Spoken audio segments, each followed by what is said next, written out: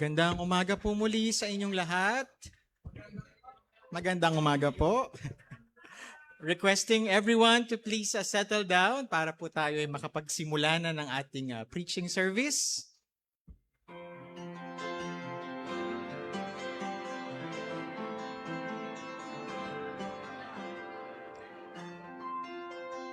Muli po isang magandang umaga sa inyong lahat ng mga nandito.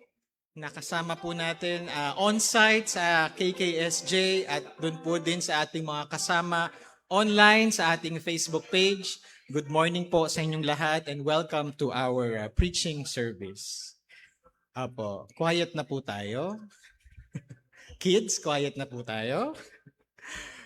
Kumusta? I know you're enjoying your fellowship at ang sarap pakinggan ng ingay ng mga kwentuhan at tawanan. But we can continue that during break time and after we have our service and Lord's Supper. Sa ating pong panimula, let us all pray. Father God, we thank you for the fellowship that we have this morning. Thank you for the joy of just seeing each other. Thank you, Lord, that this is an opportunity that you give us, that we have para po mabless na mga ginagawa nyo sa buhay ng bawat isa. And Lord, sa aming pong pag-aawitan, sa pakikinig ng iyong salita, kayo po ay sumama sa amin at magturo sa amin. Dalangin po namin ang aming mga tagapagsalita, kayo po ay mangusap sa amin through them. Ito po ang aming mga dalangin, pasalamat sa pangalan ni Jesus. Amen. Ating pong simulan ng ating preaching service with 3 songs. Ang una po nating aawitin ay may kinalaman po sa Panginoong Jesus, being our everything. Sabi po sa 2 Corinthians 12 verse 10, "That is why, for Christ's sake, I delight in weaknesses, in insults, in hardships, in persecutions, in difficulties. For when I am weak, then I am strong." Talks about how Jesus not only is our strength in times of weakness, but our all. Awitin po natin, "You are my all in all."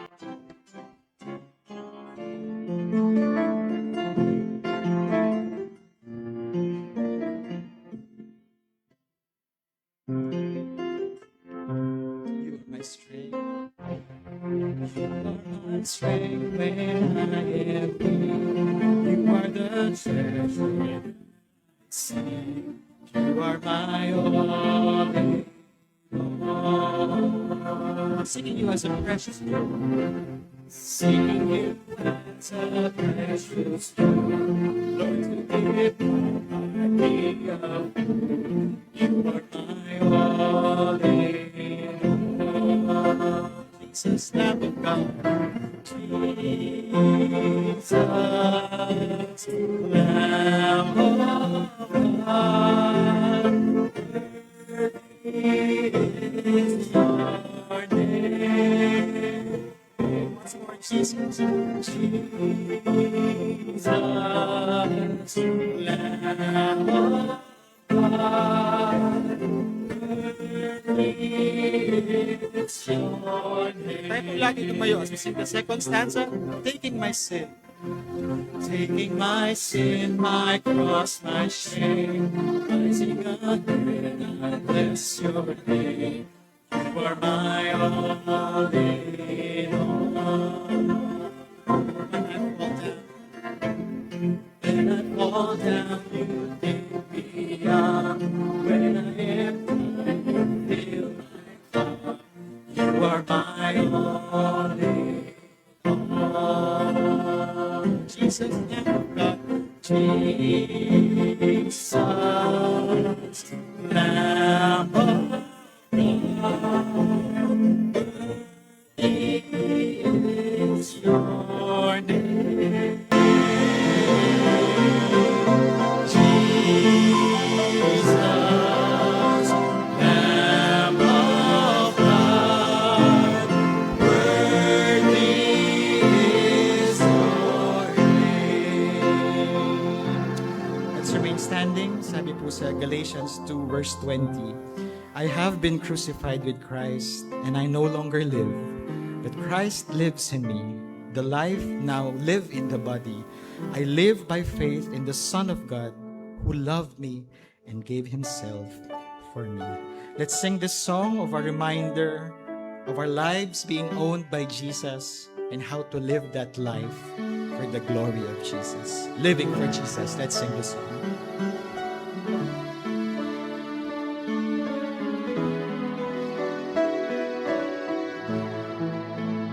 Living for Jesus. Living for Jesus. A life that is true. Striving to please Him in all that I do. Yielding allegiance. Yielding allegiance. Hearted and free.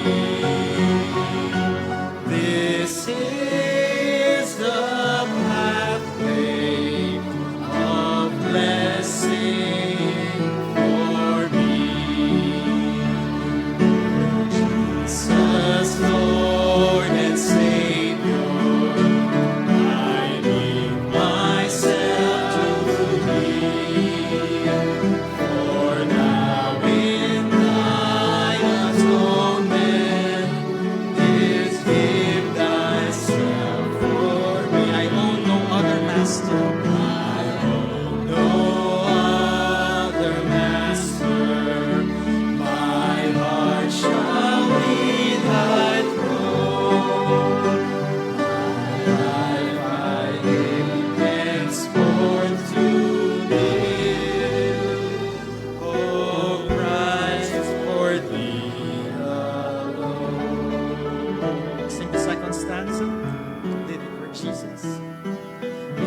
Living for Jesus, who died in my place, bearing on Calvary my sin and disgrace. Such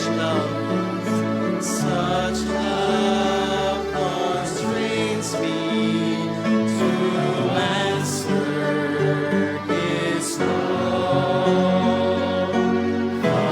Follow His leading and give Him my all. Jesus, Lord and Savior.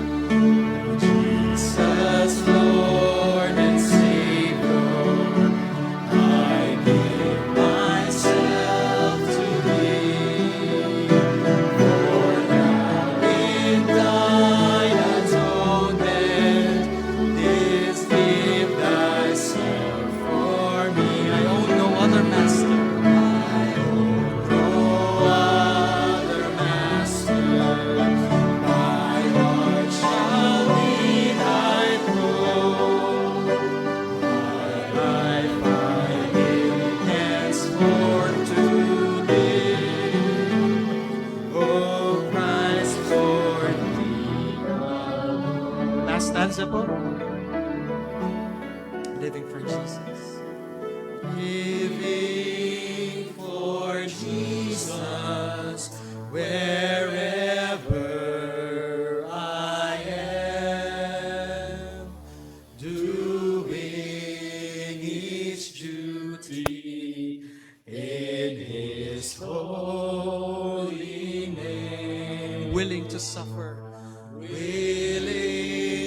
to suffer affliction and loss, deeming each trial a part of my cross. Oh, Jesus, Lord and Savior. Jesus, Lord and Savior, I give myself to Thee. For Thou in Thine atonement didst give Thyself for me. No other master. No other master. My heart shall be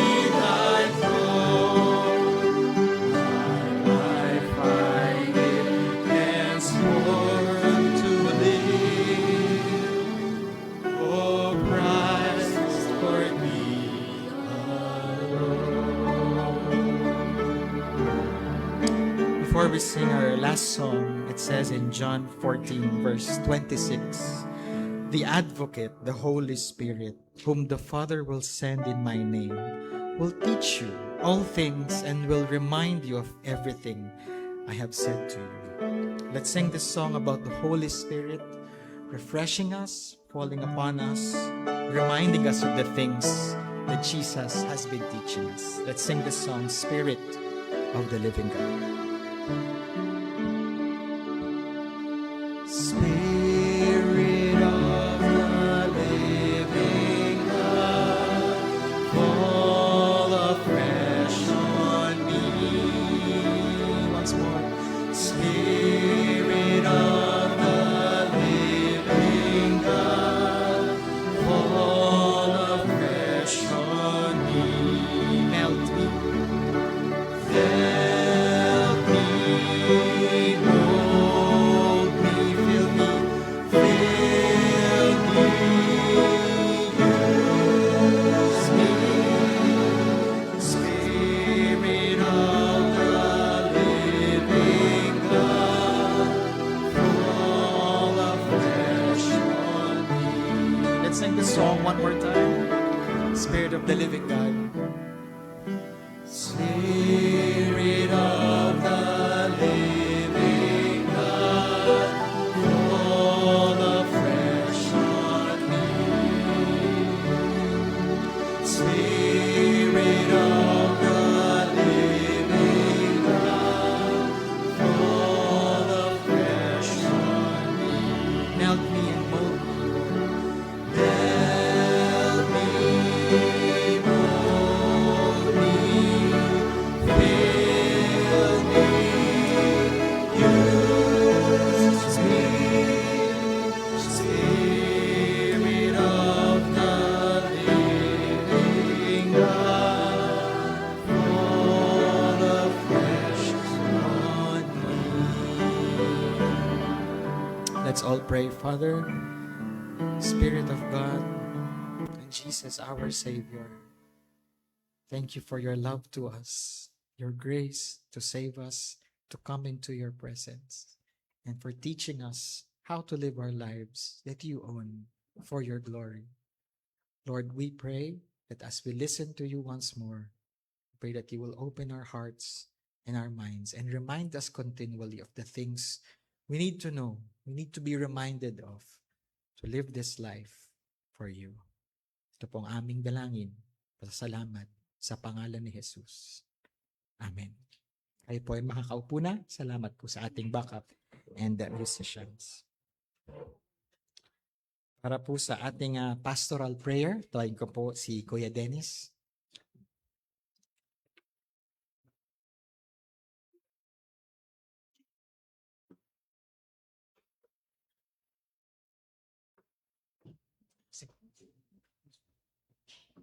Good morning po mga kapatid. Bago po tayo manalangin, ilang mga announcement lamang po.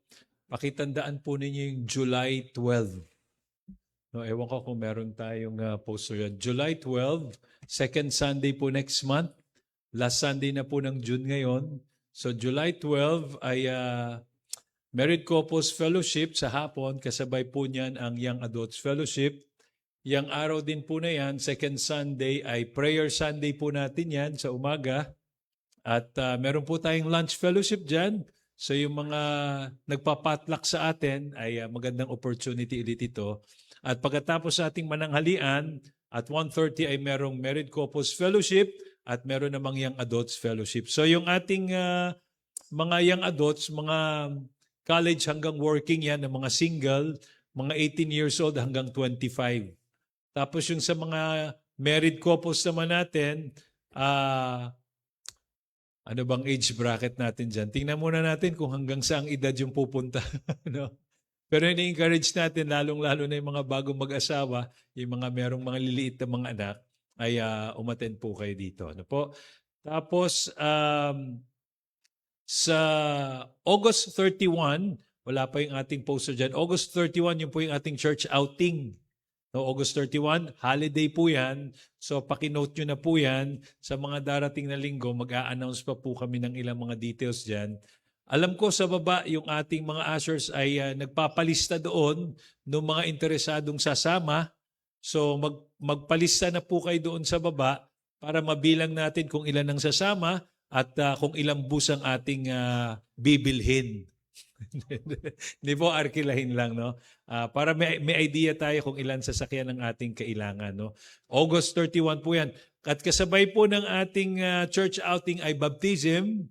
So kung meron po ilan sa atin dito na hindi pa sila nabautismohan o kasama ninyo, kakilala ninyo, ay magkakaroon din po tayo ng baptism dito. Magsabi po kayo sa amin para mapaghandaan po natin at maturuan namin kayo pagdating sa lesson natin sa baptism.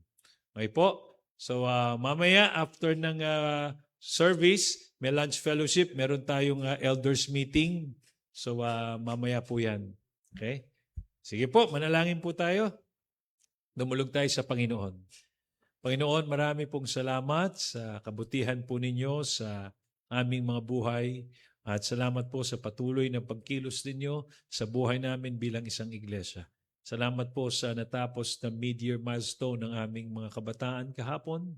Salamat sa tulong ninyo sa kanilang preparation at salamat sa inyong mga salita na naibahagi sa kanila. At salamat din sa provision ninyo at salamat sa enjoyment ng fellowship ng aming mga kabataan kahapon. Salamat din, Panginoon, sa natapos na medical mission sa Palansa noong nakaraang Friday. Nagpupuri kami sa inyo sa 197 na mga pasyente na naserbisyohan sa medical, sa optical, sa dental. Marami pong salamat, Panginoon, at salamat sapagkat ang lahat ng mga taong ito ay nabahagian din ng inyong mabuting balita ng kaligtasan. Salamat, Panginoon, sapagkat bagamat merong bagyo na kaming kinaharap, ay salamat at patapos na po ang medical mission nung umulan ng Friday at salamat sa mga tents na available na inyo pong ipinagkaloob sa amin noon pa. Salamat po at nagamit namin ito at hindi naging mahirap sa aming mga doktor, mga volunteers at aming mga pasyente ang pagliligpit ng mga gamit. Salamat, Panginoon, sa patuloy na pagkilos ninyo sa lugar ng Palansa. Dalangin namin ang mga tao doon. Nawa ay ang mga salita ninyong naitatanim sa kanilang mga puso, sa kanilang mga buhay ay patutubuin ninyo. At ito ay iaanihin sa tamang panahon. At salamat sa mga bata doon sa lugar na yon na patuloy na nagkakaroon ng kaisipan ng pagkakaroon ng pagpapatuloy na gawain doon. Salamat sa mga pangarap nila na balang araw ay kung loloobin ninyo ay makapagtayo ng church sa lugar na yon. Kayo, Panginoon, ang siyang masusunod. Pero kayon pa lang kami nagpapasalamat sapagkat patuloy ninyong ginagamit ang gawaing ito, hindi lamang sa aming kapwa na makaabot, makapagbahagi ng inyong mabuting balita, kundi maski na rin sa amin na patuloy naming ma-practice, ma-exercise at magawa ang isang napakagandang bagay na inyong ipinagkatiwala sa amin at ito ang pagbabahagi ng mabuting balita ng kaligtasan. Salamat sa kaligayahan na ibinigay ninyo sa mga kapatid na naging bahagi nito, sa kaligayahang maibahagi ang pinakamagandang mensahe sa lahat. Salamat, Panginoon. Salamat sa aming partnership sa Care Channels. Salamat sa mga resources na inyong ipinagkakaloob sa amin sa pamamagitan nila. Salamat din sa aming mga kapatid dito sa church na nag-asikaso ng aming mga pagkain, ng mga pangailangan ng mga doktor. Salamat, Panginoon. Kayo ang patuloy na kumilos sa buhay namin bilang isang iglesia.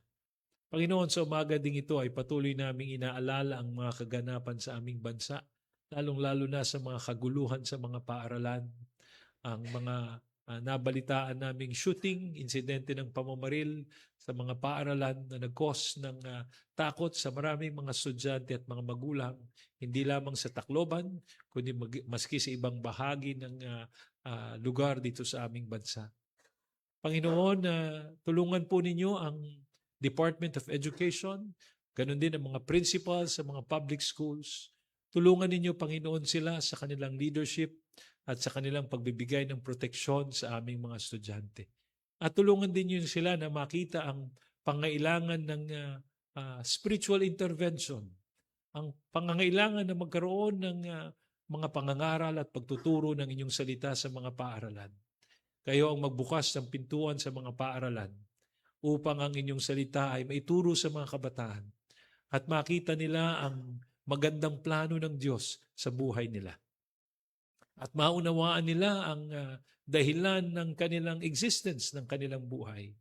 At maranasan nila ang dakilang pag-ibig ng Diyos na maraming mga kabataan ngayon ay nangungulila sa atensyon at pag-ibig ng mga magulang at nauuwi na lamang sa mga gawaing hindi nakakatulong, hindi nakakapagpalakas at hindi nakapagbibigay ng kaayusan sa buhay. Panginoon, ikaw ang kumilos, ikaw ang tumulong at ikaw ang gumising sa mga iglesia, mga simbahang kumikilala sa aming Panginoong Hesukristo bilang sariling tagapagligtas at kumikilala sa salita ninyo bilang pamantayan ng pamumuhay. Ikaw rin ang gumising at tumulong upang ang mga iglesia ay humakbang kumilos makibahagi sa pangangailangan nito na nakikita namin sa aming lipunan. Ang aming mga estudyante sa aming iglesia, ingatan ninyo, Panginoon. At tulungan po ninyo kami na magabayan sila, maturuan sila ng tama, maturuan silang sumunod sa inyo at magkaroon ng takot sa Diyos at matutuhan nilang ang salita ninyo maging gabay nila sa kanilang pamumuhay. Tulungan niyo kami, Panginoon. At ang aming mga kabataan ay mapalakas sa kanilang spiritual life at maging blessing sa ibang mga estudyante, lalong-lalo na sa mga estudyante na dumaranas ng mga titinding mga struggle emotionally sa kanilang buhay, Panginoon. Samahan ninyo kami palagi, Panginoon, bilang isang church at patuloy kaming hahakbang ng ayon sa inyong kalooban at patuloy naming makita ang inyong mga pagkilos, ang inyong mga pintuang binubuksan para sa amin at hindi kami mag-atubili na samahan kayo, Panginoon, sa inyong pagkilos upang ang mga tao ay mailapit namin sa inyo. Patuloy nyo kaming palakasin bilang isang iglesia, lalong-lalo na po ang aming pag-iibigan dito sa loob ng aming iglesia, ang aming relasyon sa isa't isa. Dalangin namin, patibayin ninyong aming relasyon at makita ng mga tao na kasama namin kayo sa aming pagmamahalan sa isa't isa ay masaksihan ng iba na kami nga ay tunay na mga anak ng Diyos. Tulungan po ninyo ang bawat isa sa amin na magkaroon ng malalim na pagkaunawa sa aming pagiging magkakapatid, tunay na magkakapatid kay Kristo Jesus. At kami ay kumilos at mabuhay at magsalita bilang magkakapatid kay Kristo. At patuloy kaming lumalim sa aming pagtutulungan at pagpapakita ng pagmamalasakit sa isa't isa. Patuloy niyo ring tulungan ang aming leadership, lalong-lalo na ang susunod naming mga leaders sa iglesia, ang mga kabataan naming itinataguyod ninyo para sumunod sa tawag ninyo sa kanilang buhay. Dalangin namin, Panginoon, patuloy ninyo kaming ihanda, patuloy ninyo kaming samahan sa aming transition pagdating sa aming leadership. Tinadalangin namin si BJ, si Yan, si Josh, si Jethro, si Mark at si Ron at ang kanilang mga asawa at ang kanilang pamilya. Nilalapit namin sila sa inyo, Panginoon. Patuloy kayong kumilos sa buhay nila at patuloy niyo silang palakasin spiritually at patuloy niyong ihanda sa mga responsibilidad na inyo pong ipagkakatiwala. Panginoon, ang aming naisin lamang, ang aming layunin lamang ay ang inyong kapurihan sa aming mga buhay at sa buhay ng aming iglesia.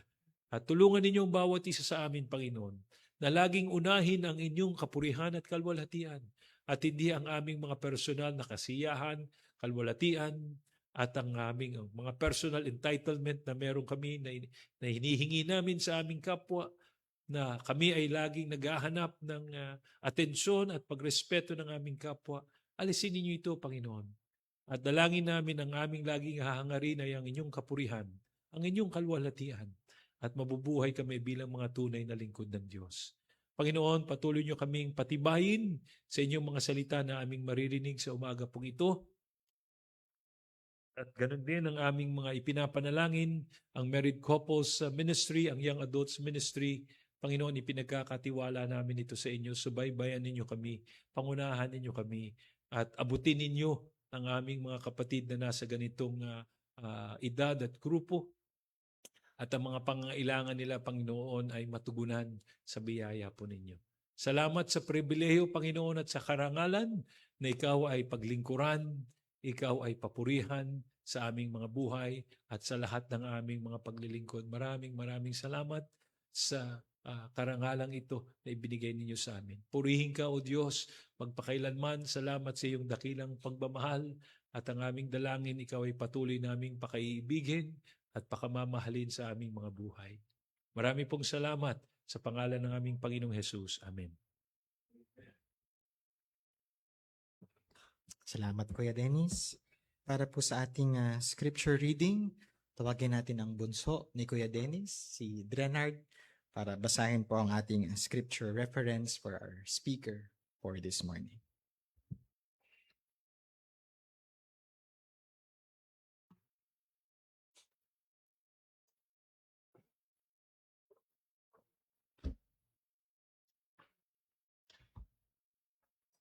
Good morning po sa ating lahat.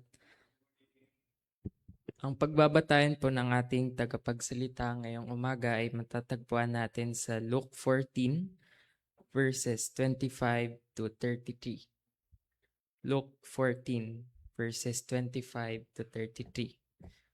Akin po itong babasahin sa wikang Ingles. Once, when large crowds of people were going along with Jesus, he turned and said to them, "Those who come to me cannot be my disciples unless they love me more than they love father and mother, wife and children, brothers and sisters, and themselves as well. Those who do not carry their own cross and come after me cannot be my disciples. If one of you is planning to build a tower, you should sit down first and figure out what it will cost, to see if you have enough money to finish the job. If you don't, you will not be able to finish the tower after laying the foundation. And all who see what happened will make fun of you. You began to build but can't finish the job, they will say. If a king goes out with 10,000 men to fight another king who comes against him with 20,000, he will sit down first and decide if he is strong enough to face that other king. If he isn't, he will send messengers to meet the other king to ask for terms of peace while he is still a long way off. In the same way, concluded Jesus, none of you can be my disciple unless you give up everything you have."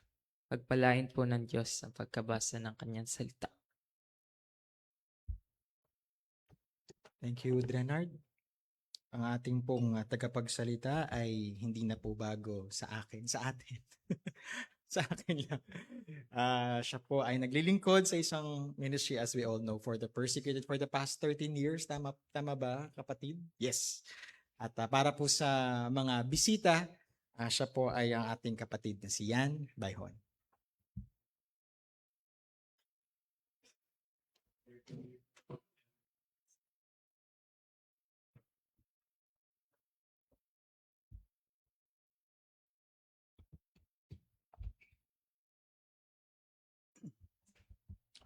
Unang umaga po sa ating lahat. Good morning. Tayo po ay nasa huli ng linggo ng Hunyo at matatapos na ang unang bahagi ng taon sa Martes specifically.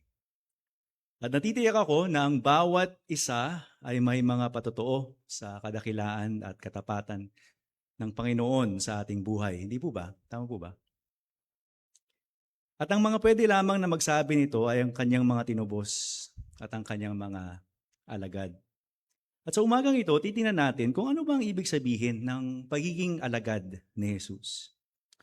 Bago po tayo magpatuloy, tayo po muna ay manalangin. Let's pray. Father, what we know not, please teach us. What we don't have, please give us. And what we are not, please make us for your glory. In Jesus' name we pray. Amen.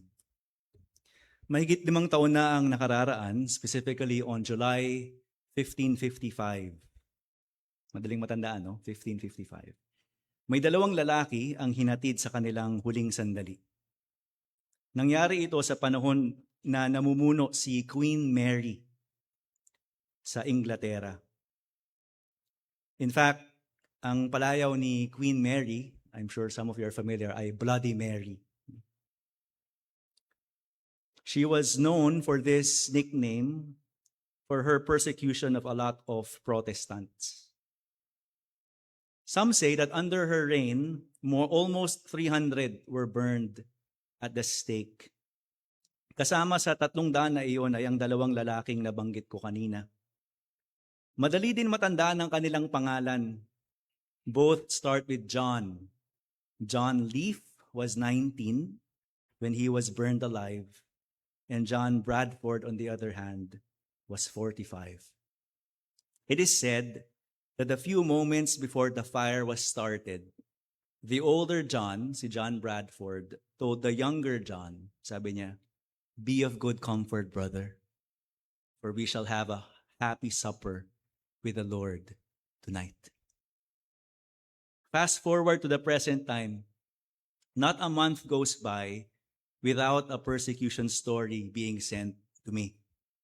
It can be about a family who lost a loved one, who is denied of the village cemetery, and even fined just because they believe in Jesus.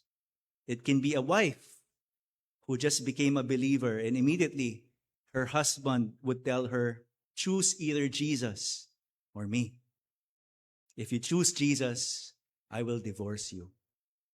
Or a family who gets kicked out of their home, which results in their children losing access to education and the parents losing their livelihood. All of them are our brothers and sisters.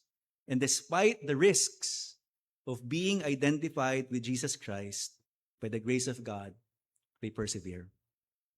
Basically, ito yung point ko. My point is this.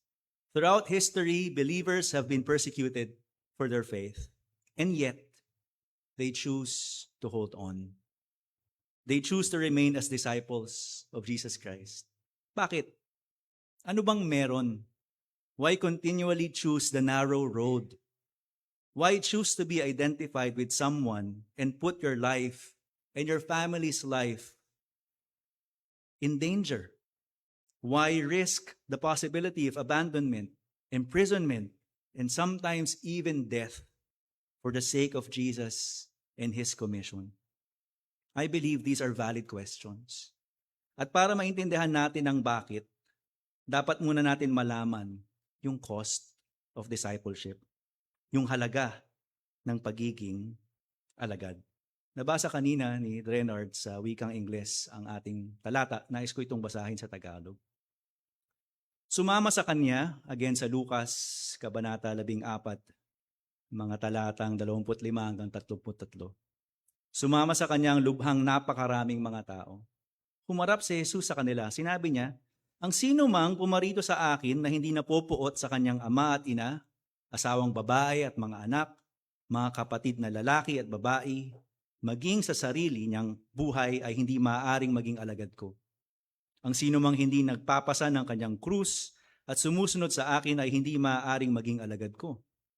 Marahil isa sa inyo ay nag-aagan magtayo ng tore. Hindi ba uupo muna siya at magbibilang muna ng halaga? Kung mayroon siyang maipagpapatapos sa iyon, kung sakaling mailagay na niya ang saligan at hindi mapatapos, sisimulan siyang kutyain ng lahat ng nakakakita. Sasabihin nila, ang lalaking ito ay nagsimulang magtayo, ngunit hindi niya naman kayang tapusin. Marahil isang hari ang nag-aangad makipaglaban sa ibang hari, hindi ba uupo muna siya at magpasya kung sa 10,000 ay kaya niyang sagupain ang dumarating na kaaway na may 20,000?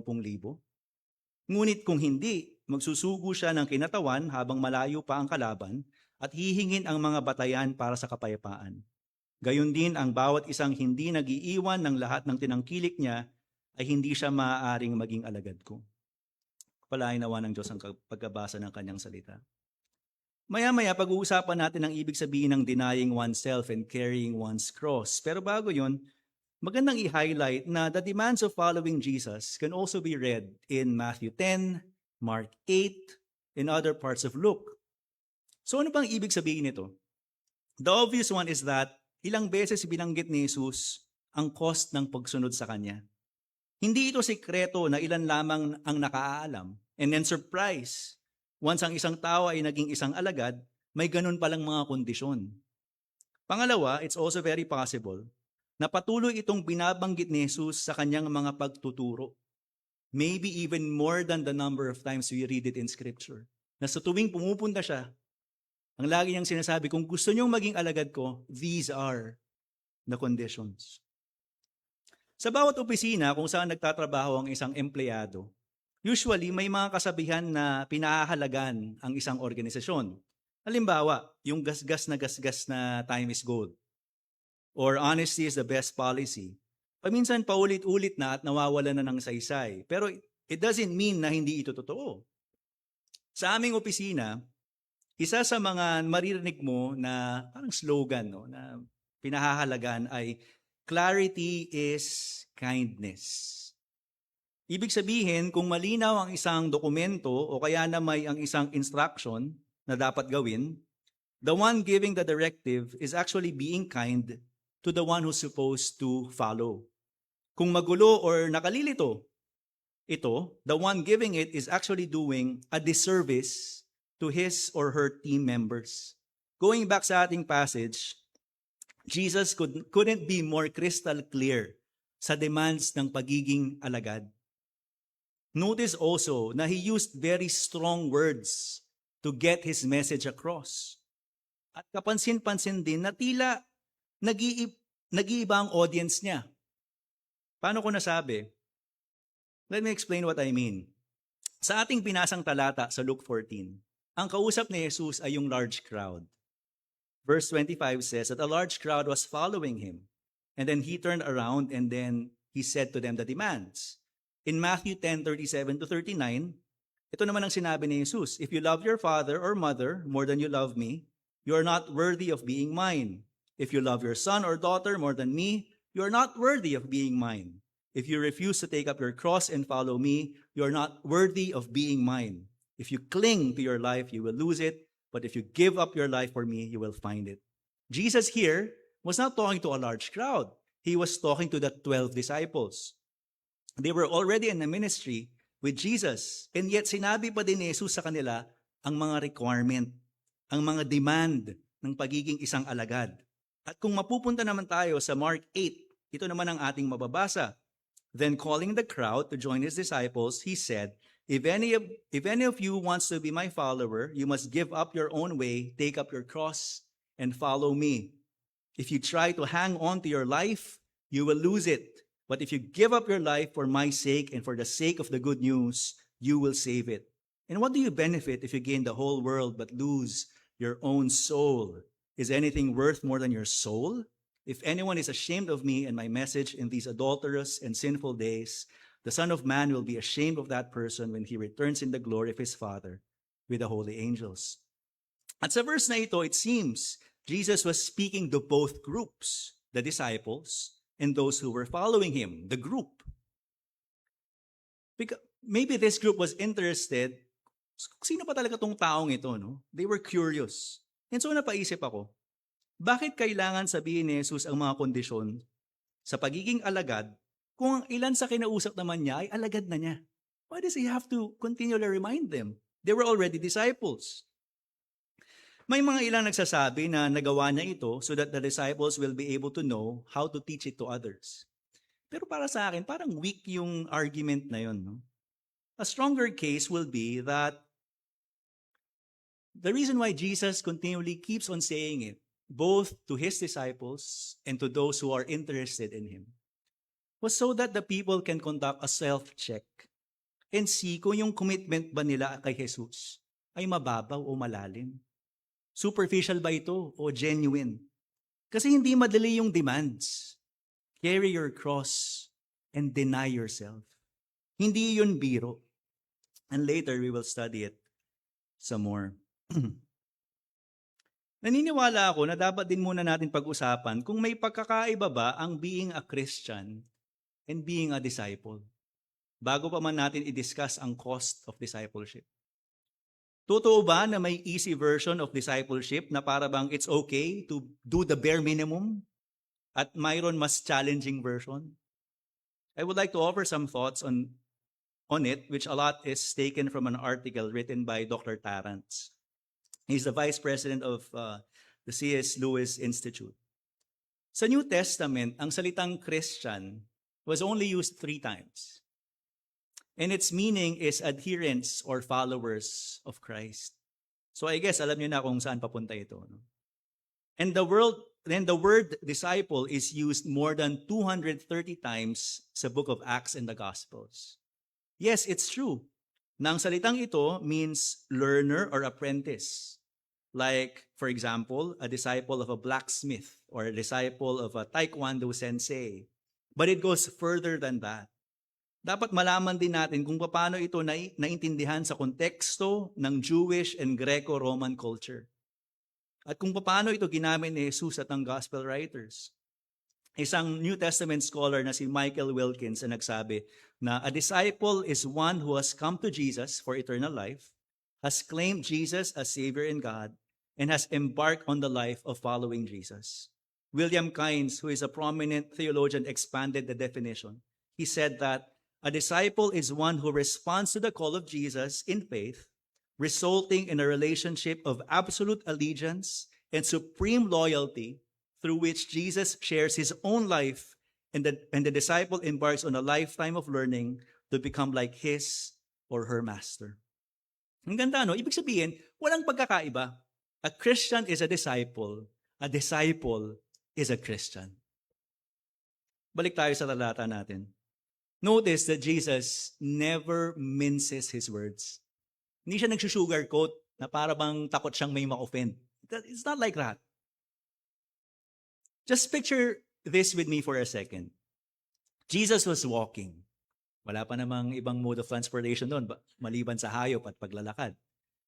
A huge crowd behind him was following. Just picture this in your head. We don't really know the exact number. Maybe it was in the hundreds. Maybe it was in the thousands. Because if you remember the feeding of the 5,000, more than 5,000. The feeding of the 4,000, more than 4,000. So just imagine a huge crowd following him. And then Jesus turned around and the people stopped walking. Maybe someone shouted, "Stop talking! The rabbi has something to say." And maybe everyone became quiet. And then Jesus, with his very firm voice, said, "If you want to be my disciple, you must, by comparison, hate everyone else. Your father and mother, wife and children, brothers and sisters, yes, even your own life. Otherwise, you cannot be my disciple. And if you do not carry your own cross and follow me, you cannot be my disciple." Kung tayo kaya yung andun, ano kayang maiisip natin? Maybe one of the people from the crowd thought to himself, "Who does this person think he is? Sino ba siya para sabihin ng mga ganyang bagay?" Because when you think about it, as one commentator says, none of the prophets or apostles asked for such personal commitment and devotion. If Jesus was not and is not God, this would be idolatry and probably madness. Di ba? Wala naman. Nowhere in Scripture can you see a disciple or an apostle give that demand. It was only Jesus. On a similar note, C.S. Lewis, whom I suppose a lot of us are familiar with, mentioned something about the claims of Jesus. Sabi niya in his book, Mere Christianity, some of you probably have read it, "I am trying here to prevent anyone saying the really foolish thing that people often say about him. I'm ready to accept Jesus as a great moral teacher, but I don't accept his claim to be God. That is the one thing we must not say. A man who was merely a man and said the sort of things Jesus said would not be a great moral teacher. He would either be a lunatic on the level with a man who says he is a poached egg, or else he would be the devil of hell. You must make your choice. Either this man was and is the Son of God, or else a madman or something worse. And true enough, kung titinan at susuriin talaga natin ang kanyang mga sinabi, we will also have to make a choice.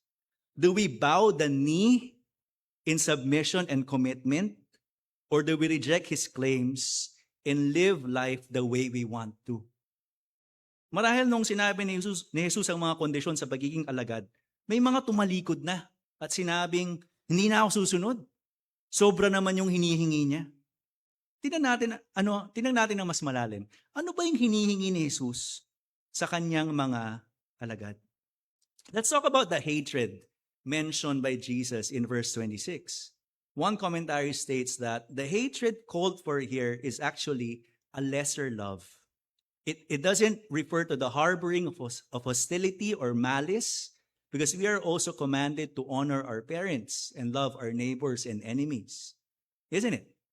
Jesus, therefore, was calling his disciples to cultivate such a devotion to him, to God, that their attachment to everything else, including their own lives, would seem like hatred by comparison. Na parang hindi mo pwedeng makumpara yung pagmamahal mo sa asawa mo sa pagmamahal mo sa Diyos. Sobrang layo niya na para bang hatred na yung pagmamahal mo sa asawa mo.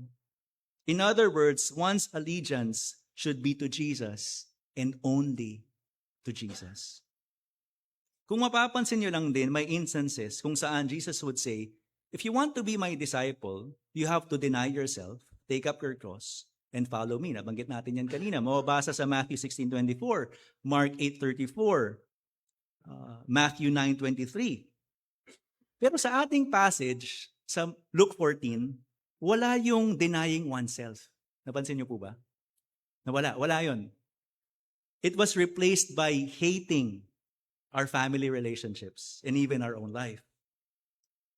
Is Jesus here saying something different?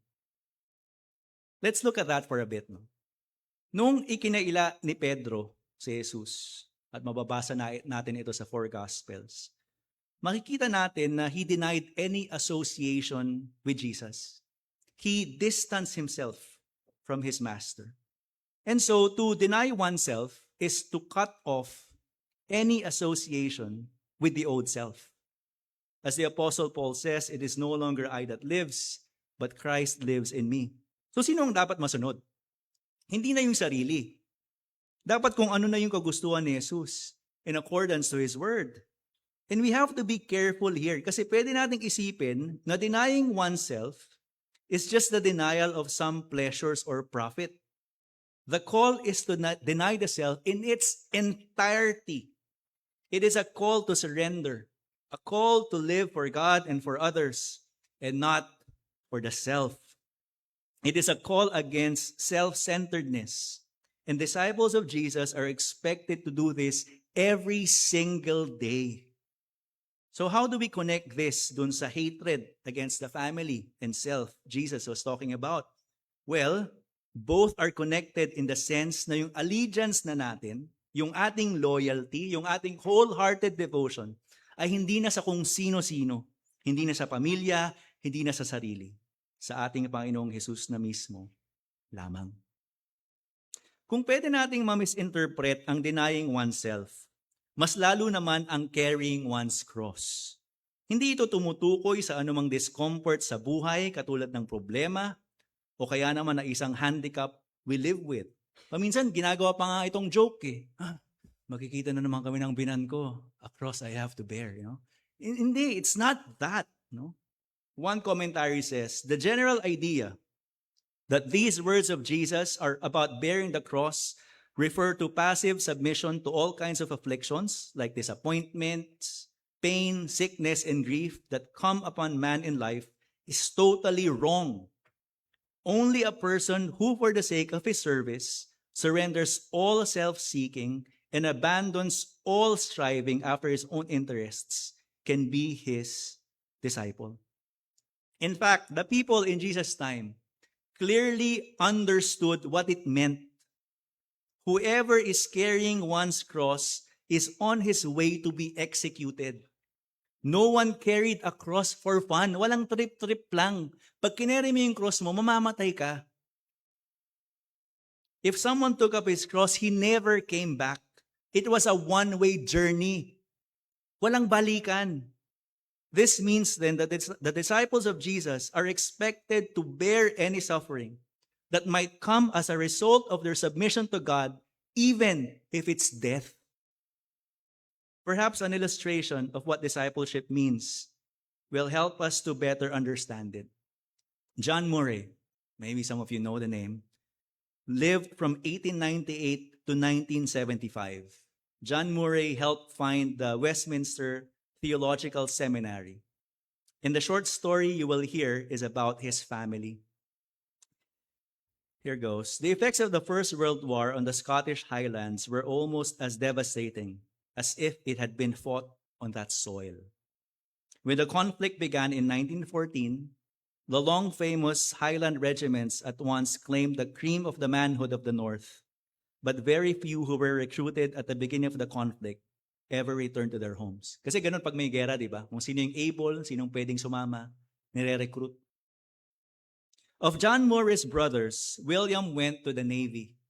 Donald went to France with the Seaforth Highlanders, and Thomas to Dardanelles with the Camerons. An eyewitness on the day when Thomas left their home spoke of it as one of the most affectionate partings he ever witnessed between a loving father and a dutiful son. The thick-set and soft-spoken father put his arms around Tommy's neck, the boy who had never said no to him, and Tommy embraced his father. Ano sabi ng tatay niya? Sabi niya, "Goodbye, Tommy.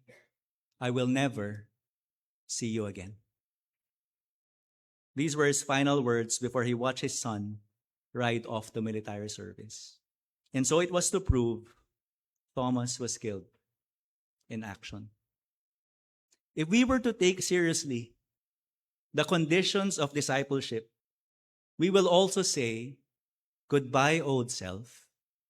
I will never see you again." Hindi po biro, no? To deny yourself and to carry your cross. Kaya nga from verses 28 to 33, sabi ni Jesus, huwag kayong magsimula na maging alagad ko until you count the cost. Tapos nagbigay siya ng 2 halimbawa. Una ay ang paggawa o pag-construct ng tore. Sinabi rin niya sa verse 28 na, hindi ba uupo muna ang nais gumawa nito at titingnan kung mayroon siyang sapat na pera para matapos ang proyekto? I think familiar naman tayo na when we sit down before we do something, it means we are really thinking about what we want to accomplish or do. At I'm sure meron dito na ilan na nag-decide magpatayo ng bahay o kaya naman ay bumili. Alam natin na hindi ito biro, di ba? It's a great undertaking on our part. Kailangan mong pag-isipan ng mabuti, compute dito, compute doon. Maraming tanong ang dapat bunuin. May mga gastusin kaya kami na dapat tanggalin para mabayaran ang mga kinakailangan? Maglo-loan ba? Kaya bang bayaran? Ilang taon ang payment terms? How much kaya ang interest? E paano kung may nagkasakit? Kaya pa din kayang bayaran yung monthly amortization? E paano pa kung gusali ang ipatatayo? You see, Jesus was really being fair here. They had a choice.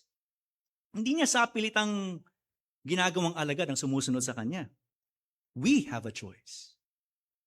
Ang pangalawang halimbawa na kanyang binigay ay patungkol sa isang hari na makikipagdigmaan sa isa pang hari. During that time na wala pang mga baril at missile at kung ano pang high-powered and technologically advanced ammunition, it was generally a numbers game. Siyempre, mas may advantage ang mas marami, generally speaking. At kung mas konti ang kawal mo at sa tingin mong matatalo ka, hindi ba't prudent on your part, just as the verse says, to send a delegation asking for terms of peace to avoid unnecessary bloodshed? Hindi ba't this also calls for careful consideration? And so, when Jesus gave the condition, he was crystal clear, as I've said. Walang paligoy-ligoy. Gusto mong maging alagad? deny yourself, take up your cross.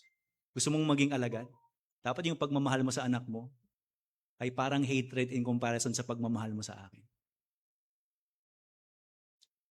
In verse 33, Jesus says, in the same way. Sa Tagalog, ang ginamit ay gayon din nga pagkatapos ibigay ang dalawang halimbawa. Anong ibig sabihin nito? Yung dalawang halimbawa na ibinigay ay kinakailangan ng consideration at commitment na steady at hindi pa bago-bago. Ito din ang hinihiling ni Kristo Jesus sa kanyang mga alagad. And then may binanggit dito na forsaking everything we have if we want to be His disciples. Ano naman ang ibig sabihin nito? Dapat ba nating ibenta lahat ng ating ari-arian at mamuhay na parang isang ermitanyo? Hindi po. What this means, as one commentary says, is Jesus should be above all material possessions and personal ambitions. He should be prioritized. To give up what we have means to relinquish control, yielding ownership to Christ. It's telling God that what I have, you have given, and I am its steward. Therefore, anything that might conflict with my obedience to God, my heart should be ready to part with. Alam niyo, napaisip ako, bakit kaya ito yung demands? Bakit kaya hindi mas madali? Pwede naman. Ba't hindi pinadali ni Jesus? And I guess the easiest answer is, this is the same path that Jesus walked. It was a path marked with suffering and obedience to the Father. And also, this road is the only way to reconcile people to God. Anything except 100% will not do. If Jesus was just obedient for 97%, hindi ma-accomplish yung cross. It was all or nothing. And this applies sa atin. Do we really think that we will be able to serve others well if we won't deny ourselves? Do we really think that we will be an effective witness for Christ if we won't carry our cross daily? I'm pretty sure we know the answer to that. Maganda rin siguro na mapag-usapan natin ng bahagya. What's in it for the faithful disciples? Well, there's the obvious promise of eternal life. Kaya nga isa siyang kabalintunaan eh. It's a paradox. Because as the verse says, whoever wants to save his life will lose it. But whoever loses his life for Jesus' sake will find it. One quote says, those who choose to reject and resist God should count the cost as well. May cost din when you reject God. What possible good can come from opposing God? It costs something to be the disciple of Jesus. It costs more to reject Him. So what's in it for the faithful disciples? There's the eternal life. There are also rewards for the faithful. May mga corona. It makes you wonder how it looks like, isn't it? It's exciting when you think about it. But of course, the greatest reward is Jesus Himself. Knowing that He is with us in this fallen world keeps us going. And we also have this hope that one day when this mortal body has finally been clothed with immortality, we will see Him as He is. Isa akong pinapakinggang podcast at dito na tayo magtatapos. At sabi nung tagapagsalita, one time daw, he went to visit a loved one sa sementeryo. And when he was there, I think I've shared this to others as well. When he was there, may common element siyang nakikita sa bawat puntod.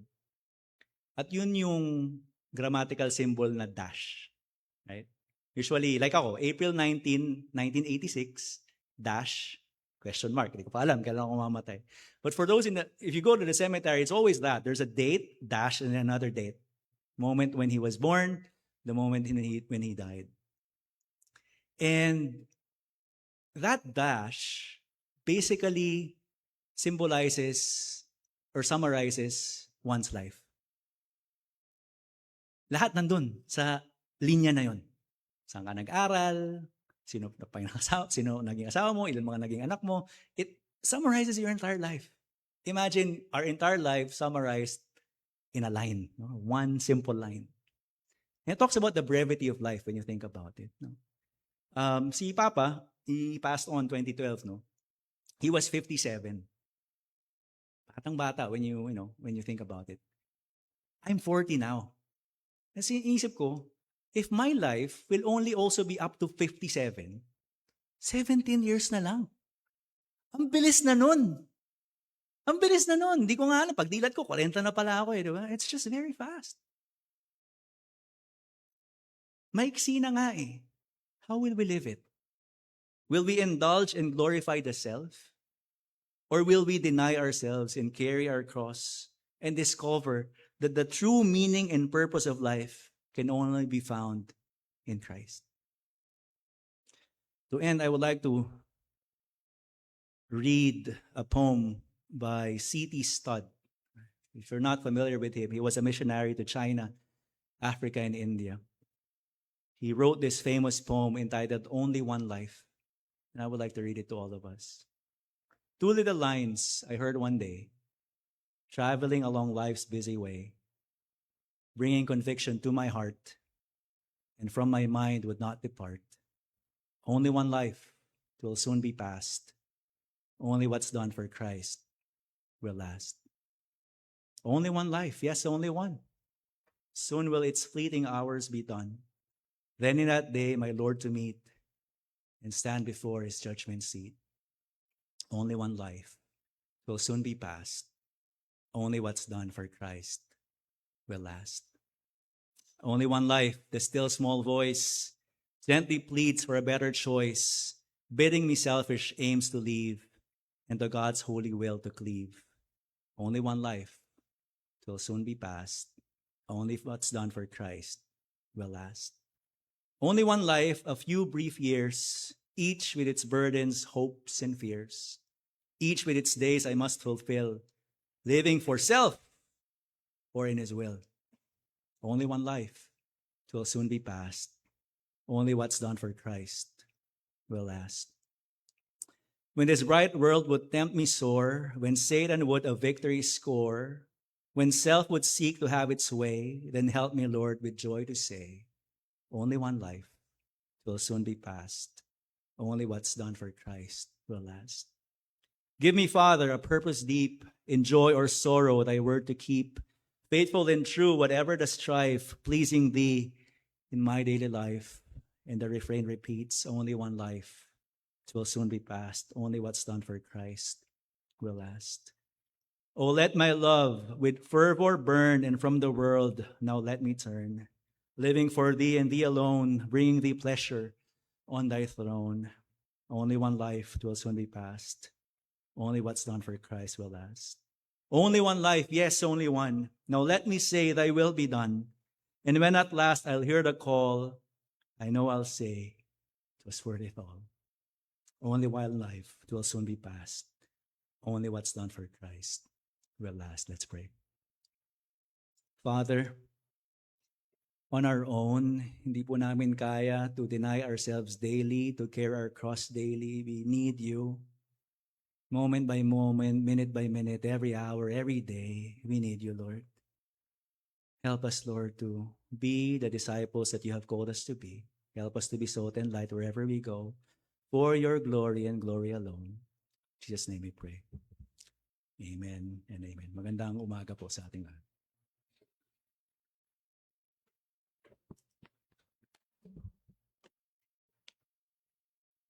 Maraming salamat, kapatid na yan. Meron po tayong time to have a short break. We can have 2 minutes and then tayo po ay babalik para po sa ating Lord's Supper. 11:25 po, let's be back here for our Lord's Supper.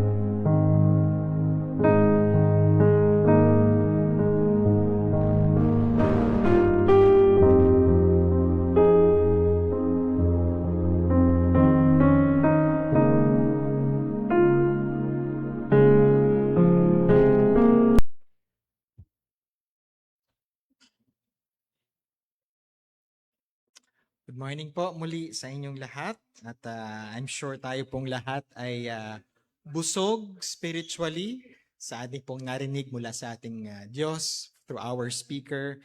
And tayo po ay dadako na sa ating pong Lord's Supper. And as we begin, let us sing Crown Him with Many Crowns. Tayo pong lahat ay tumayo as we sing two stanzas of this song in majesty of Jesus. Sing. Crown him with many crowns, the Lamb upon his throne.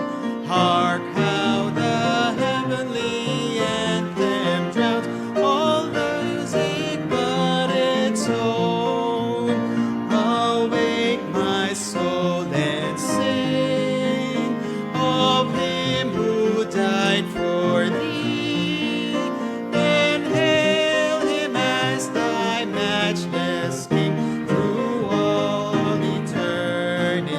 Second stanza po. Crown him the Lord of life, who triumphed o'er the grave, and rose victorious in the strife for those he came to save. His glories now we sing, who died and rose on high, who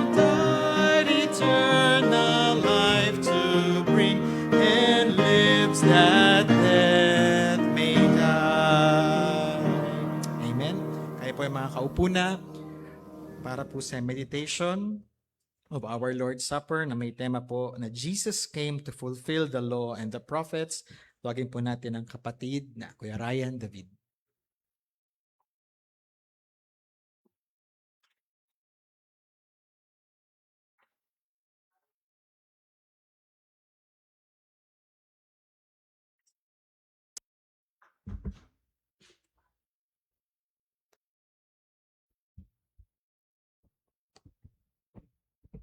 Morning po sa ating lahat. Para po sa ating pagbubulay sa umagang ito, na may temang Jesus came to fulfill the law and the prophets. Buksan po natin ang ating mga Biblia sa Mateo 5, talatang 17 hanggang 18. Mga talatang ito ay bahagi ng tanyag na sermon sa bundok ng ating Panginoong Yesus. Ito ang sandali kung saan nilinaw niya ang kanyang relasyon sa kautusan ni Moises at sa mga sinulat ng mga propeta o ang lumang tipan. Basahin po natin ang mga talata. Verse 17. Huwag ninyong isiping na parito ako upang pawalang bisa ang kautusan o ang mga propeta. Naparito ako hindi upang pawalang bisa kundi upang tuparin ang mga ito. Verse 18, katotohanang sinasabi ko sa inyo, hanggang sa maglaho ang langit at ang lupa, ni isang tuldok o kudlit man, ay hindi mawawala sa kautusan hanggang sa matupad ang lahat ng ito. Pagpalain po ng Diyos ang pagkabasa ng kanyang salita.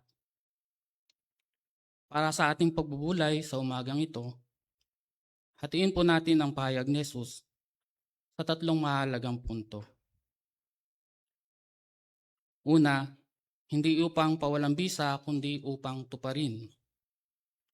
Noong panahon ni Jesus, madalas siyang akusahan ng mga Pariseo at mga eskriba na sinisira raw niya ang tradisyon at kautusan dahil sa kanyang mga gawa.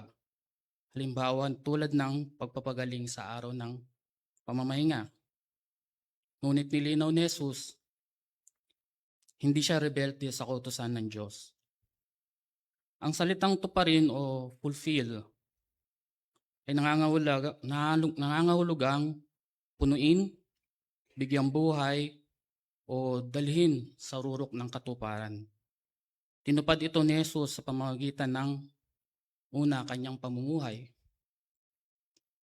Siya lang ang tanging nakasunod sa kautusan ng perpekto nang walang kahit isang kasalanan. Pangalawa, ng kanyang sakripisyo. Ang mga ritual at hain sa lumang tipan ay anino lamang. Si Jesus ang mismong kordero na nag-alis ng kasalanan ng sanlibutan.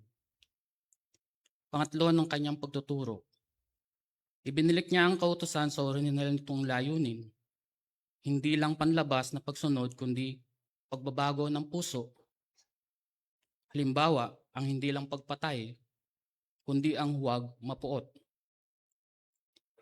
Ikalawang punto, ni isang tuldok o kudlit man. Binigyan din ni Jesus ang labis na kabanalan at katapatan ng salita ng Diyos. Ang tinutukoy na tuldok dito ay ang pinakamaliit na titik sa alpabeto. Ang kudlit naman ay ang maliit na guhit o stroke sa isang titik na nagbabago ng kahulugan nito. Sabi sa Lucas 16:17, mas madali pang maglaho ang langit at ang lupa kaysa mawalan ng bisa ang kahit isang tuldok ng kautusan. Pinapakita rito na walang detalye sa plano at utos ng Diyos ang walang saysay. Lahat ng ipinangako niya sa lumang tipan ay may patutunguhan at siguradong magaganap. Ikatlo, hanggang sa matupad ang lahat ng ito. Ang kautusan ay may layunin. Ituro ang kabanalan ng Diyos, ipakita ang ating kawalan ng kakayahang iligtas ang sarili dahil sa kasalanan, at ihatid tayo kay Kristo. Nang mamatay at muling mabuhay si Jesus, ang lahat ng ito ay nagkaroon ng ganap na katuparan. Sabi nga niya habang siya ay nakapako sa krus, "It is finished." Naganap na. Natupad na niya ang kautusan, natupad na niya ang hula ng mga propeta, at natupad na niya ang kalooban ng Diyos Ama. Kaya naman, hindi na tayo sa ilalim ng sumpa ng kautusan, kundi sa ilalim na ng biyaya. Kaya patuloy natin siyang alalahanin, sambahin, pasalamatan sa umagang ito. Maraming salamat.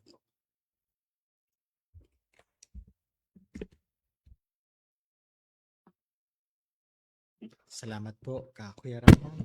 Oops, sorry. Tayo po ay dadako na sa ating open meeting. Meron po tayong mga suggested songs that will be flashed on the screen at ang mga kalalakihan po ay ini-encourage na patuloy pong manguna sa pagbabahagi ng salita ng Diyos na base po sa ating tema. Para po sa aming mga bisita, we all invite you to come participate with us sa partaking of the bread and the cup, na simbolo po ng katawan at dugo ni Kristo para sa ating kasalanan at para sa ating kaligtasan. Pero kung ang mga bagay pong ito ay hindi pa po malinaw sa inyo at may papasa po ito sa inyo, please feel free to just pass it around or to not to accept po para po ito po ay may pasa sa iba. And feel free po to approach the leaders kung meron po kayong mga katanungan patungkol po sa mga bagay na ito. Pagpalain ng Panginoon ang ating pag-aalala sa Kanya.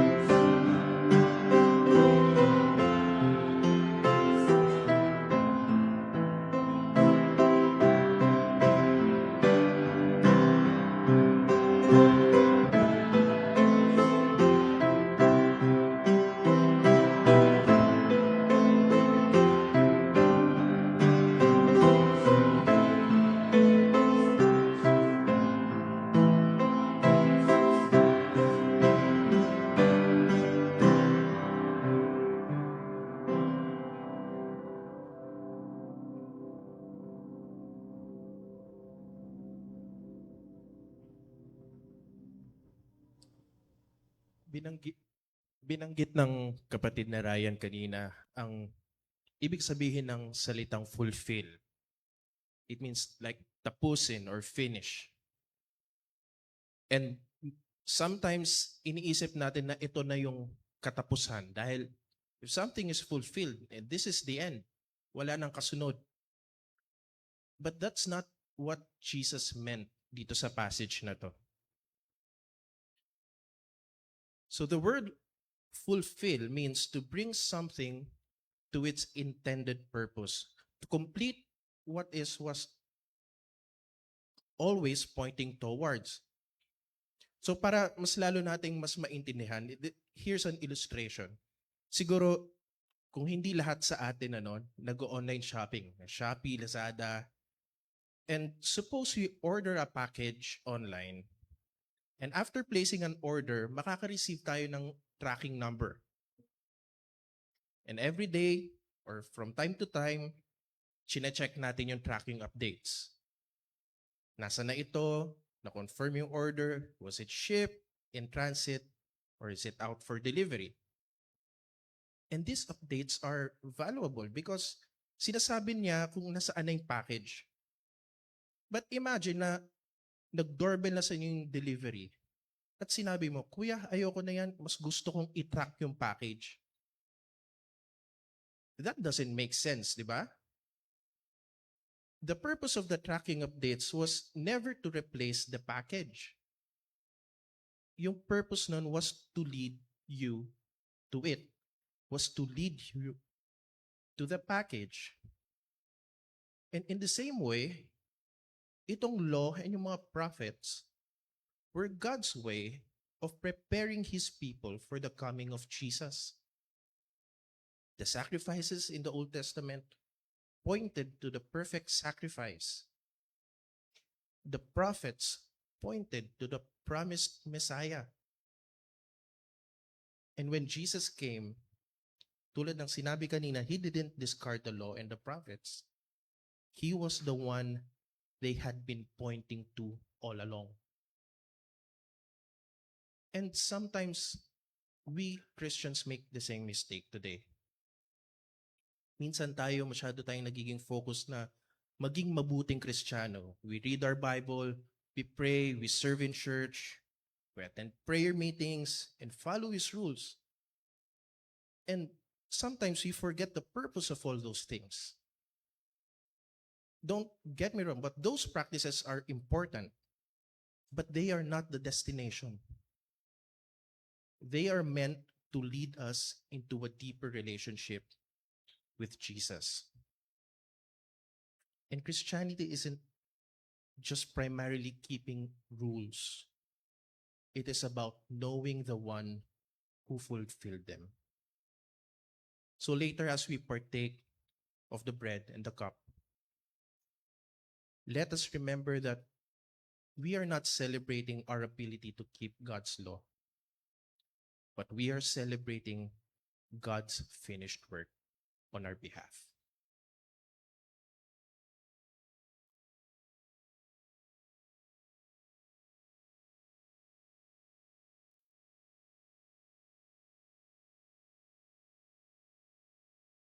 Sabi po sa Romans chapter 5, verse 19, For as by one man's disobedience, the many were made sinners, so by one man's obedience, the many will be made righteous. Kung tatanungin ko po kayo ngayon, anong ginawa para sa atin ng ating Panginoong Jesus? Ano po ang inyong sagot? Siguro marami po sa atin ang sasabihin, namatay siya para sa ating mga kasalanan. At totoo po yun. Ngunit ito lang po ay kalahati ng transaksyon na nangyari. Meron po tinatawag sa theology na the Great Exchange. Kung saan sa krus, our guilt was transferred to Jesus. And Christ's righteousness in return was transferred or was credited to us. You see, ang Panginoong Hesus hindi lamang po siya namatay para sa atin. Siya rin po ay nabuhay para sa atin. Sabi dito that Jesus came to fulfill the law. Not only did He die for us, but He also lived for us. And He became the righteousness, our own righteousness. Upang sa panahon na tayo ay humarap sa Panginoon, hindi po ang ating mga marunuming basahan ang makita ng Diyos Ama, kundi ang kabanalang ibinigay sa atin ng Panginoong Jesus. Naway tayo po ay magpasalamat sa Kanya ngayong umagang ito. Salamat po tayo sa tinapay at sa Panginoon Diyos na makapangyarihan sa lahat. Salamat po sa inyong buhay at salamat po sa inyong kamatayan. Salamat sa tinapay na sumisimbolo sa iyong katawan na ipinako sa krus ng Kalbaryo. At sa saro na sumisimbolo sa inyong dugo na naglinis sa aming mga kasalanan. Ito po ang aming dalangin sa pangalan ni Jesus. Amen.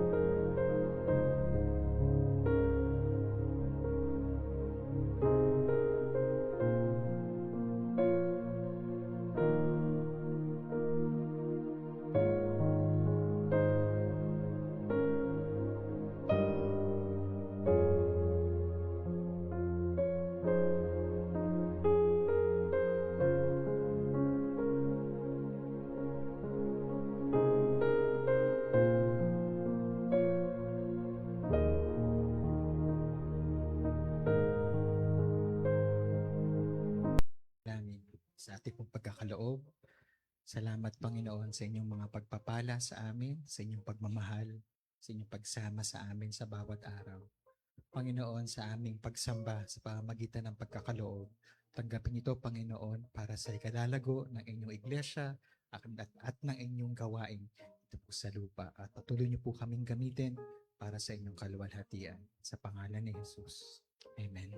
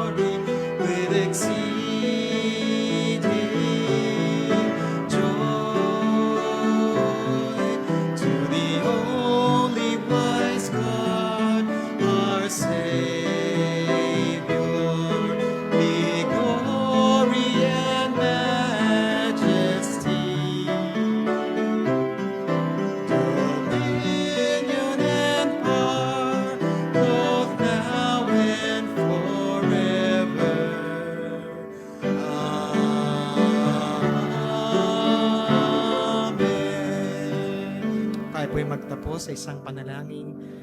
Panginoon, salamat po sa lahat ng inyong tinuro sa amin, pinaalala sa umagang ito.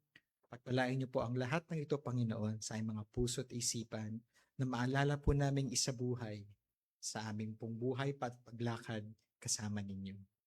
Nawa, Panginoon, ang kaluwalhatian ninyo ang lagi pong maging nais namin sa aming mga gagawin, sa aming mga sasabihin.